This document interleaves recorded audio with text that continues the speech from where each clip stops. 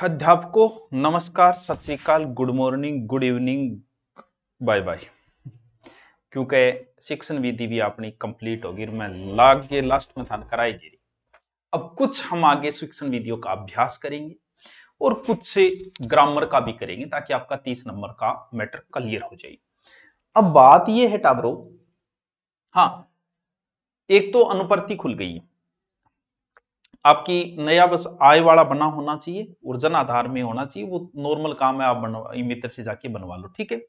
अब दूसरी बात ये कि आप भर देना, आप ये मत सोचना ये रीट की आपको मेन की तैयारी नहीं करनी है। क्या मेन की तैयारी जीके से करनी है, आपको सब व्यवस्थाएं हो जाएगी, आपको नोट्स वगैरह ऑनलाइन कोर्स सब मिल जाएगा। फिर अनुप्रति में आने के बाद फिर यहाँ आके करोगे, टेस्ट सीरीज ज्वाइन करो, आराम से मजे करो। तो इसलिए जाके जल्दी से जल्दी एक दिन लगेगा आपका जाके मित्र, अगर आप तारानगर में हो तो यहाँ आके गुरुकुल में आपका फ्री है, वो रजिस्ट्रेशन करवा देना अनुप्रति के ऊपर, ठीक है। तो हाँ, लास्ट बैच कोई लेना चाहे तो ले सकता है, जो भी पढ़ना चाहे, लेकिन टेस्ट सीरीज जरूर ज्वाइन कर लेना भी। गुरु नोट्स पे जाके टेस्ट सीरीज चल रही है, टॉपिक वाइज जल्दी जल्दी जल्दी जल्दी सल्टाओ भी, ताकि समस्या ना आए।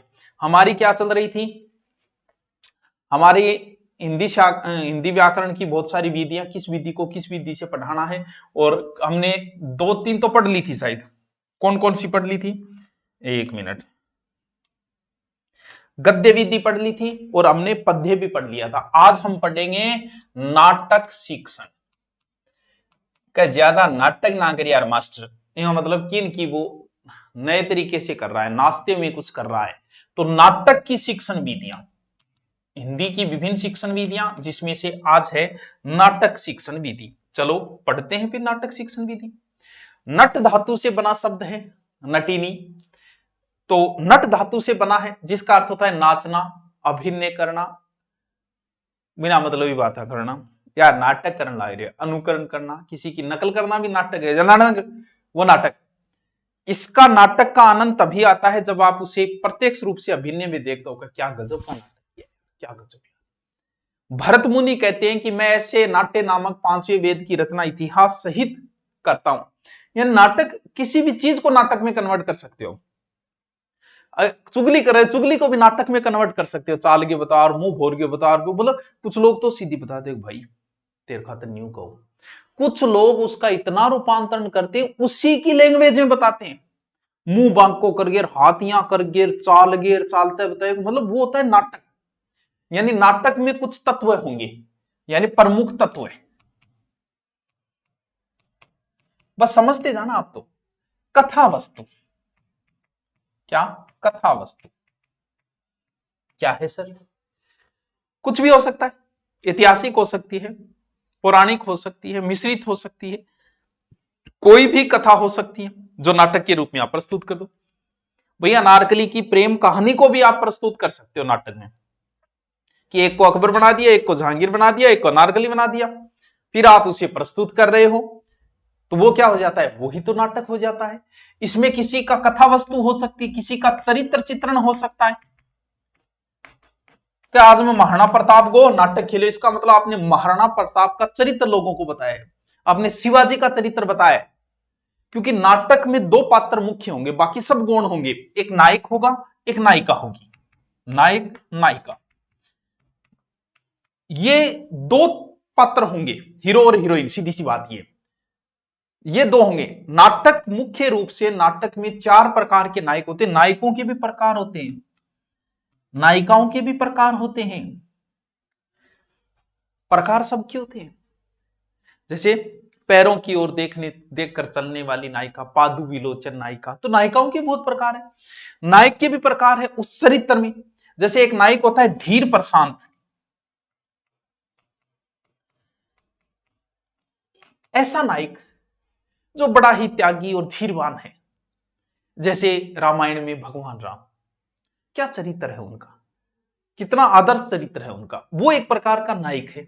दूसरा है धीरोदात्त नायक, मैं इसको इधर लग देता हूं,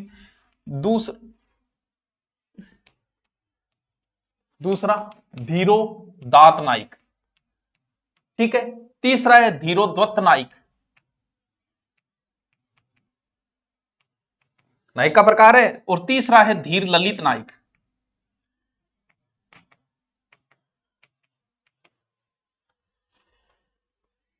बड़ा ही महाशाली है नायक, लेकिन समाशील है पृथ्वीराज चौहान की तरह, सबको माफ कर रहा है। धीर दाता है वो एक प्रकार से। धीरोदत्त बड़ा ही नायक तो है, लेकिन बड़ा ही अहंकारी नायक है वो, घमंडी नायक है, मायावी प्रचंड घमंडी नायक।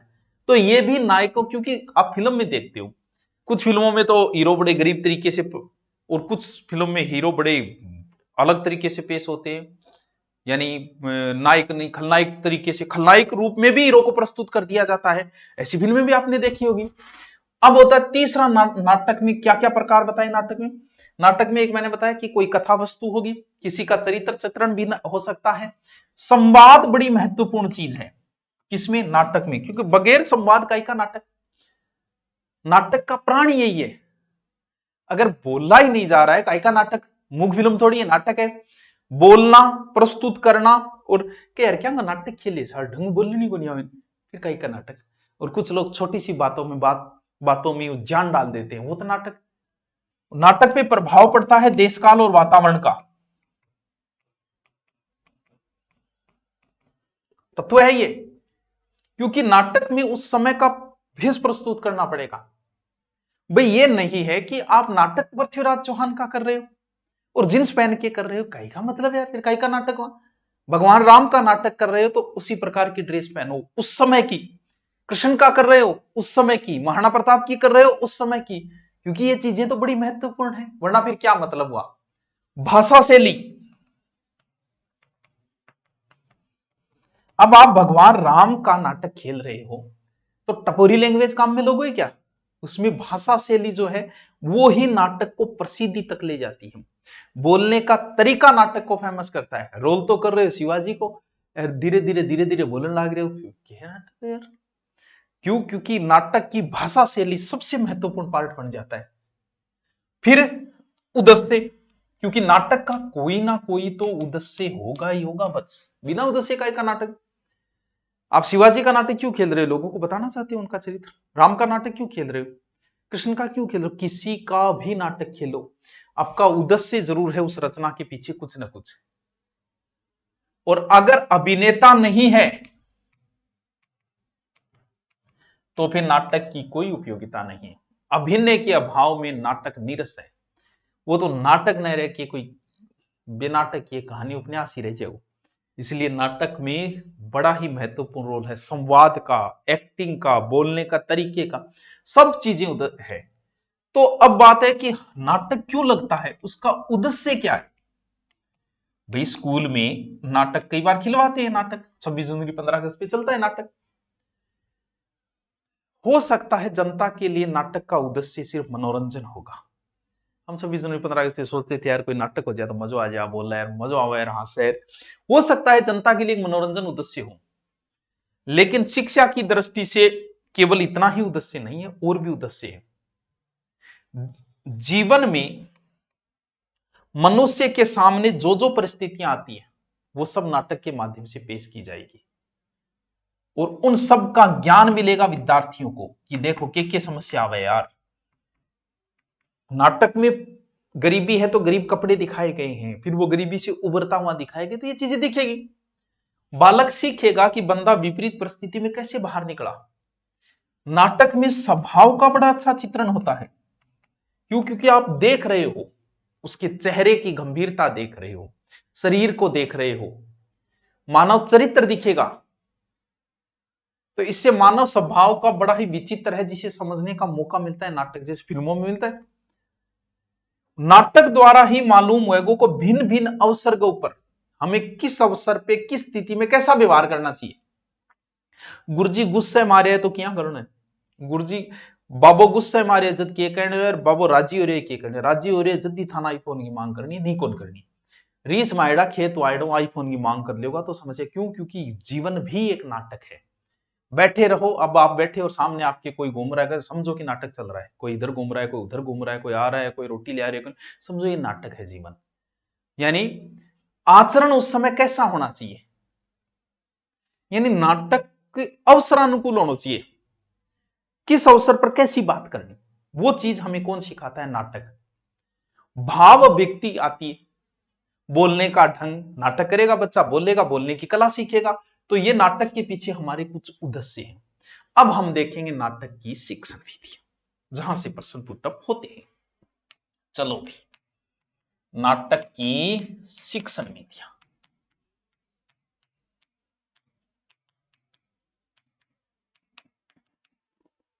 पूरा होने जा रही है आपने। एक तो होता है आदर्श नाट्य विधि, ठीक है, आदर्श ब्याह को सीजन चल रही है आजकल तो, ठीक है। दूसरी है व्याख्या विधि, ठीक है। तीसरी अभिनय या प्रयोग विधि,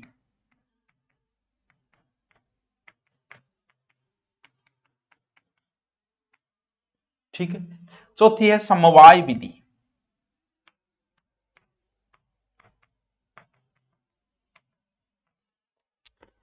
बताओ। ये नाटक शिक्षण की विधियां हैं। अब हमें पढ़ेंगे एक एक करके। आदर्श नाट्य विधि। आदर्श कौन होता है? अध्यापक। अध्यापक ही सारे पात्रों का अभिनय कर लेता है। जब नाटक पढ़ाया जा रहा है, अध्यापक खुद ही अभिनय कर लेता है, और अध्यापक इस ढंग से अभिनय करता है कि सारे चरित्र बच्चे को अच्छी तरीके से महसूस हो जाए। जैसे अकबर बोल रहा है तो अकबर की तरह बोलेगा, जहांगीर तुमने अनारकली से प्रेम करने की हिम्मत कैसे की, हम करते हैं अनारकली से प्रेम। यानी वो बोलने का तरीका अकबर की तरह होना चाहिए।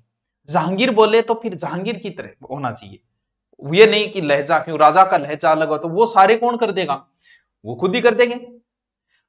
और उस पात्र में जो प्रेम, करुणा, क्रोध उसी समय टीचर प्रस्तुत करेगा अपने चेहरे से। भिखारी को रोल है तो भिखारी को सोचा बनाना पड़ेगा मास्टर जी ने। क्यों? क्योंकि टीचर खुद ही कर लेगा। वो आदर्श नाट्य विधि होती है, यही ज्यादा चलता है। देखो सच्ची बात है, बच्चे चुपचाप सुनते हैं, देखते रहते हैं, मास्टर जी बोल रहे हैं, लेकिन जब तक बच्चा स्वयं ये कार्य नहीं करेगा तब तक विधि सही नहीं मान सकती। लेकिन फिर भी चलती है ज्यादा, यही है सिलेबस कराने की ये विधि है। व्याख्या विधि, जो भी भिन्न भिन्न पात्र हैं उन चरित्र की भाषा नाटक की पृष्ठभूमि पर विचार करें और फिर बाहु संबंधित प्रश्न पूछा जाएगा। यानी प्रश्न का आधार पर नाट्य करे कि अकबर के कयो, जहांगीर के कयो, फिर अनारकली के कयो, वो दोनों करण लाग रही प्रेम। तो ए चीजा गठवेगी प्रश्नोत्तर माध्यम से। पुरानी विधि है लेकिन ऊंची कक्षाओं में चल सकती है, नीची में ये नहीं चलेगी। अभिनय प्रयोग विधि ये ज्यादा चलती है, ये ज्यादा चलती नहीं, ये ज्यादा अच्छी है। यानी जो नाटक आया है उसका अभिनय करवाओ। अब अभिनय दो प्रकार से हो सकता है। एक तो पूरा का पूरा रंगमंच पे हो सकता है, ठीक है, जैसे 26 जनवरी 15 अगस्त पे होता है। एक हो सकता है कक्षा अभिनय, कक्षा के अंदर। कैसे? पूरी रूपरेखा तैयार होगी और रूपरेखा हम तैयार हो गए, एक जनो अकबर बनेगा, एक जनो जहांगीर बनेगा और एक जनो अनारकली बनेगा और दरबारी बन जाएगा दो साथ, और वो चलेगी। ये तो बड़ी खर्चीली हो जाती है, सारा मैनेजमेंट करना पड़ता है, सारी व्यवस्थाएं करनी पड़ती है, पैसा भी ज्यादा लगेंगे, वहां पूरा रंगमंच तैयार करना पड़ो। अकबर का बेटा आ थोड़ी अकबर ने कुर्सी पर बिठा दे, फिर क्या? अकबर का दरबार लगाओ, ताज लगाओ, अकबर को अच्छे कपड़े पहनाओ, वो विधि है। ये ज्यादा नहीं हो सकती, साल में एक या दो हो सकती है, जो 26 जनवरी 15 अगस्त वगैरह हो तब हो सकती है। कक्षा अभिनय सीधो को तू खड़े, तू अकबर जब जब आएगा तब तू बोलेगा, जहांगीर आएगा तू बोले अनारकली, छोड़ तू खड़ी हो, अनारकली बन जा, आज तू अनारकली बनेगी। वो होता है जब भी क्लास में आता अनारकली आता ही अनारकली बांसर लाग जाएगी। इतनी को अगर याद है तो बहुत अच्छी बात है, वरना पढ़ के ऐसे किया जाता है। एडिसन क्या कहता है कि जब भी शिक्षा देनी अथवा उपदेश करना हो तो कहानी के माध्यम से भी प्रदान कर सकते हो। कहानी के माध्यम से बच्चा ज्यादा रुचि लेता है, ठीक है।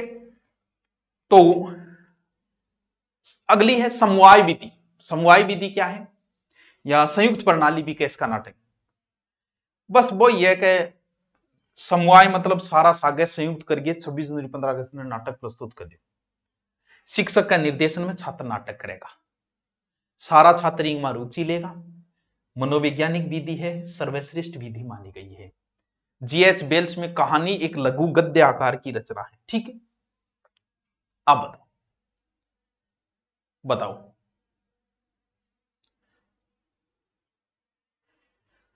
अभिनय जो होता है वो नाटक की आत्मा होता है, और अभिनय भी चार प्रकार की होती है। क्या?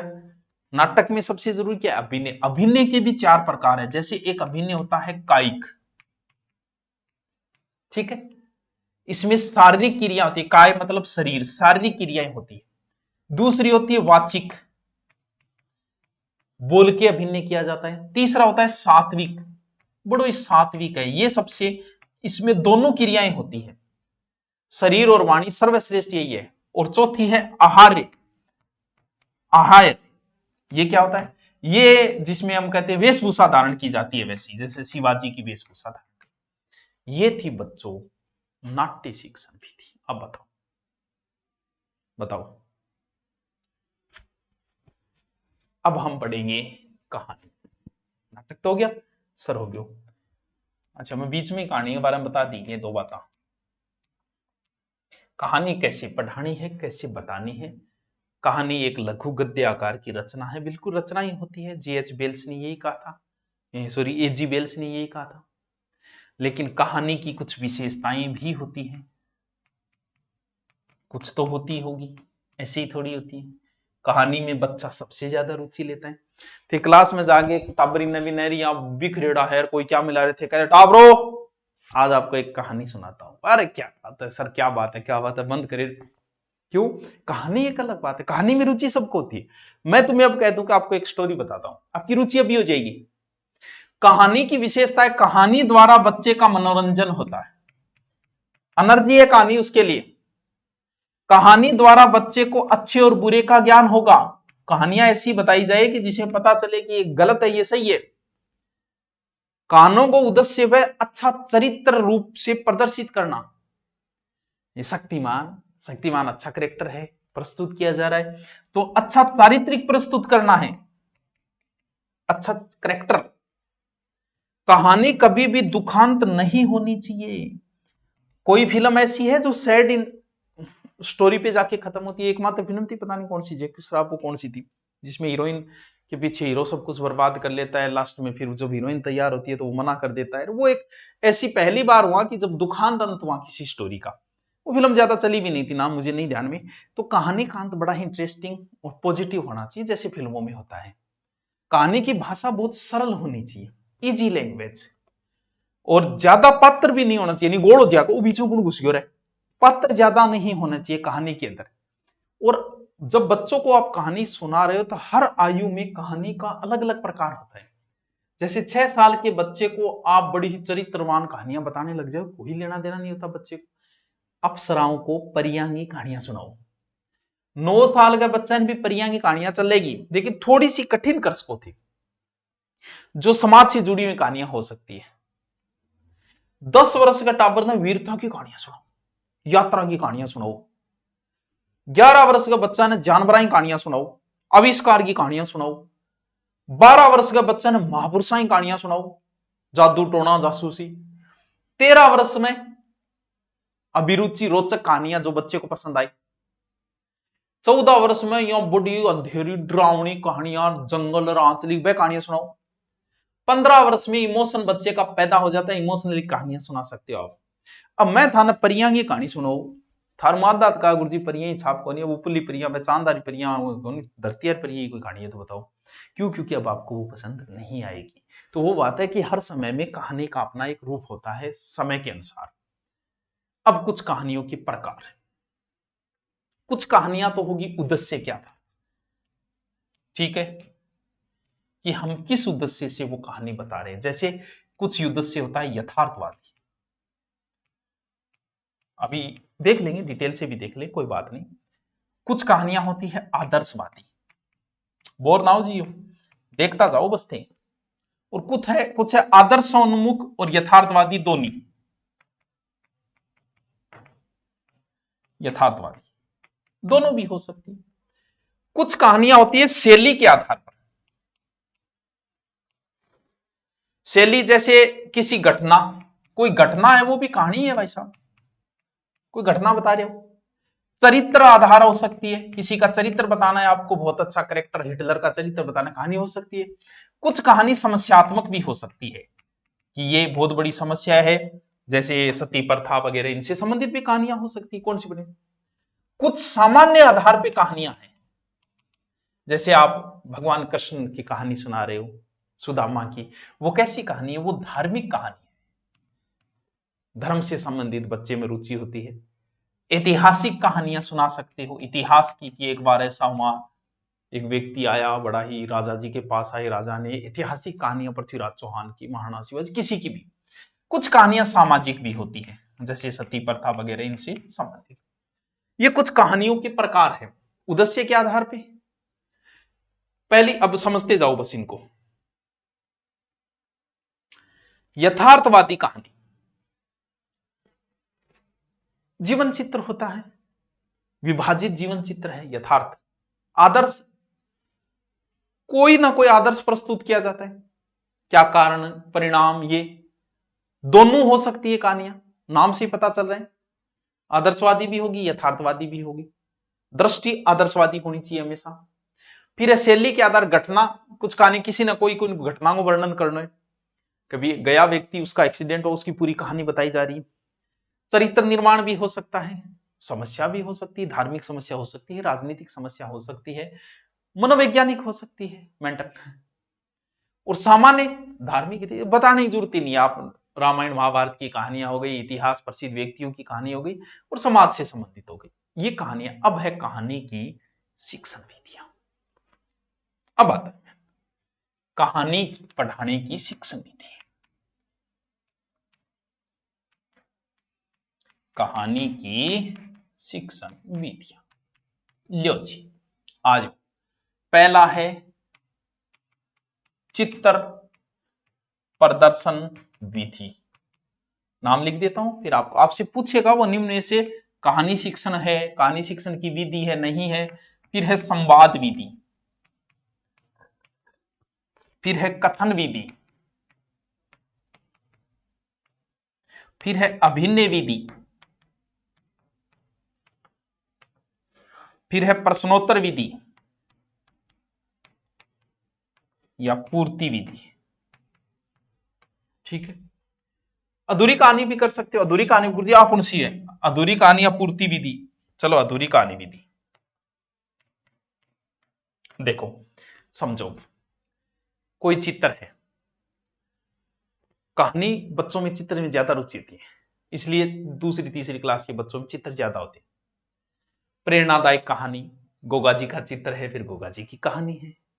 संवाद विधि, शिक्षक छात्रों से पात्रों के कथन के संदर्भ में कुछ बातें पूछेगा, वार्तालाप करेगा। गोगा जी को नाम सुनेड़ो है टाबरो, बादशाह को नाम सुनेड़ो है टाबरो, तो अर्जुन सर्जन को नाम सुनेड़ो है टाबरो, कुछ पूछा जाएगा, क्या बताओ कौन अर्जुन सर्जन है, तो उसके माध्यम से फिर अर्जुन सर्जन की कहानी सुनाई, गोगा जी की कहानी सुनाई, तेजा जी की कहानी सुनाई, तो वह के वो है संवाद विधि। वाचन या कथन विधि, कथन विधि को वाचन विधि भी कह सकते हैं। ठीक है, कहानी को कुछ टुकड़ों में बांट दिया और अध्यापक उसका वाचन करेगा। क्रम से करना जरूरी है,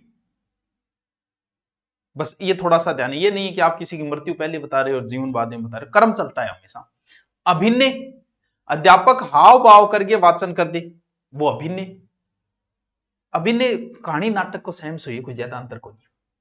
प्रश्नोत्तर विधि, कहानी निबंध के रूप में बच्चा के समक्ष प्रस्तुत करी जाएगी, जिसमें जिज्ञासावर्षक कुछ प्रश्न पूछे होंगे, उनको ध्यान में रख के कहानी सुनाई जाएगी। अधूरी कहानी, अधूरी कहानी में बड़ी बच्चा बड़ी रुचि लेता है अधूरी कहानी विधि में, और उसको पूरा करना है। कैसे? आधी कहानी लिख दी, बीच बीच जगह छोड़ दी, पूर्ति करवानी, वो भी एक विधि है। तो ये अधूरी कहानी विधि हो जाती। अब आया कि गुरुजी क्यों पढ़ाई जाए, कहानियां क्यों पढ़ा? कहानी तो भाई कहानी तो कहानी रही, भाई इसका ऐसा क्या उपयोगिता है? जनरल नॉलेज बढ़ेगा, महाराणा प्रताप की कहानी सुनाऊंगा तो क्यों एग्जाम में काम नहीं आएगा क्या? जनरल नॉलेज, तर्क वितर्क करने की शक्ति बढ़ेगी। कभी महाराणा प्रताप ने रहीम जी के परिवार को छोड़ दिया, तो बताओ बच्चों ये सही है कि गलत है, क्या सही है, तर्क वितर्क चलेगा इसमें। तो तर्क शक्ति, कल्पना शक्ति का भी विकास होता है। संकोच की भावना दूर हो, बच्चा प्रश्न भी पूछेगा, क्यों कहानी में बच्चे की रुचि है। अच्छे शब्द, अच्छे मुहावरों का प्रयोग करेगा। कहानी है एक प्रकार का मनोरंजन का साधन है, जो सरल रूप से प्रस्तुत हो जाता है, मनोरंजन अच्छा होता है। कल्पना शक्ति का विकास होता है कहानी से, साहित्य में वर्दी बढ़ेगी, साहित्य में रुचि बढ़ेगी।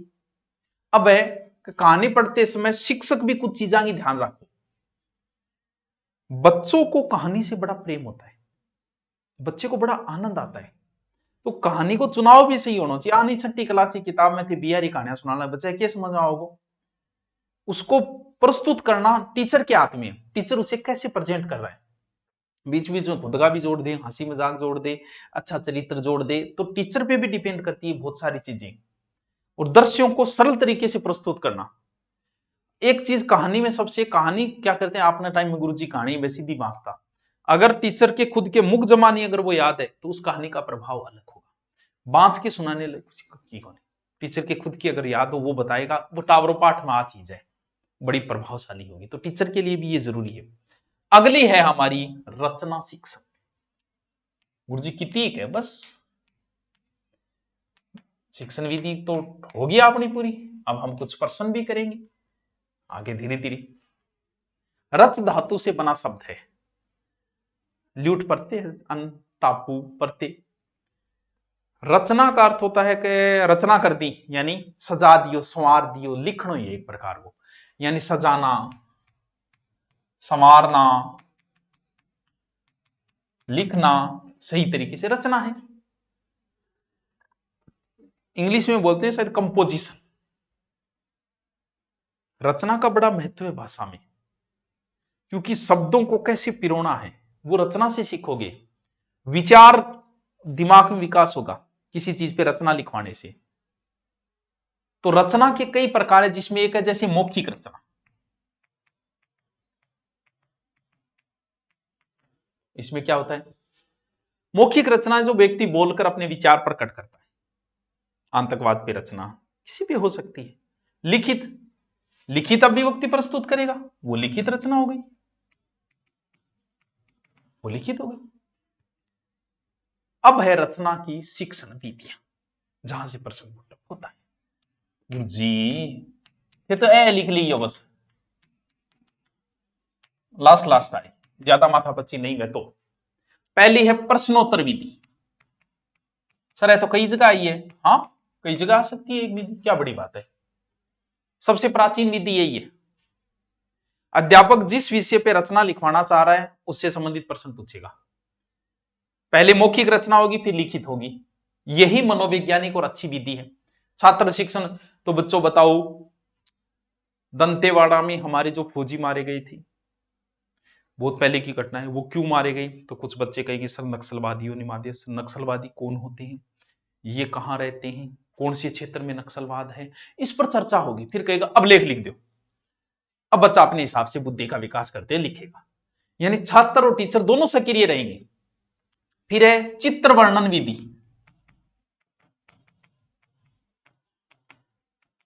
चित्र वर्णन विधि, अब कोई नई किताब विताब मत लेके आना, जो है आपके पास वही पढ़ो, जो नोट्स है वही पढ़ो। किताब सिर्फ लेके आनी है ऑब्जेक्टिव की, ऑब्जेक्टिव को निकालो, जितने निकाल सकते निकालो, आज तक के आए हुए निकालो, आपका पास हो जाएगा, मैं गारंटी देता हूं। आप ऑब्जेक्टिव निकालते जाओ। ऑब्जेक्टिव तभी निकाले जाते हैं जब टॉपिक पढ़ा हुआ हो, नहीं पढ़ा हो तो मत माथा पच्ची करना, नहीं बनेगा काम। चित्र कक्षा छात्रा समक्ष प्रस्तुत करी जाओ, पहले चित्र को मौखिक रूप से बताया जाएगा फिर हो जाएगा काम।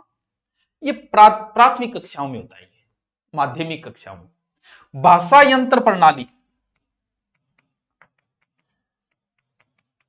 ये शिक्षण विधियों में भी आती है। वो ये छोटा बच्चा खेल में ज्यादा रुचि ले, इस विधि में 4 उपकरण होते हैं। टेप रिकॉर्डर होगा एक, रचना का रिकॉर्ड होगा, जो बात बतानी है वो रिकॉर्ड है, कैसेट होगी, रचना रिकॉर्ड है, चित्र होगा, फिर सहायक पुस्तक होगी। और पहले टेप रिकॉर्डर रचना कैसेट पर लगा के चालू करी जाएगी और चित्र दिखाता जाओगा कहीं में। जैसे नहीं होता कि बहुत सारे म्यूजियम में ऐसे होता है ना, जैसे करणी माता के जीवन से लेके अंत तक सारे चित्र बने हुए, तो एक जगह करणी माता जैसे किसी राजा के पास है तो बता दिया कि ये फलाने राजा है, कैसेट में चल रहा है वो, ऐसे माता ने सहायता की थी। एक कुएं का सीन है जिसमें 2 ओर से सांप जुड़ा हुआ है, तो बता दिया कि एक भगत था जो कुएं में गिर रहा, रस्सी टूट गई तो माता ने जोड़ा, वो कहानी साथ में चलती रहती है।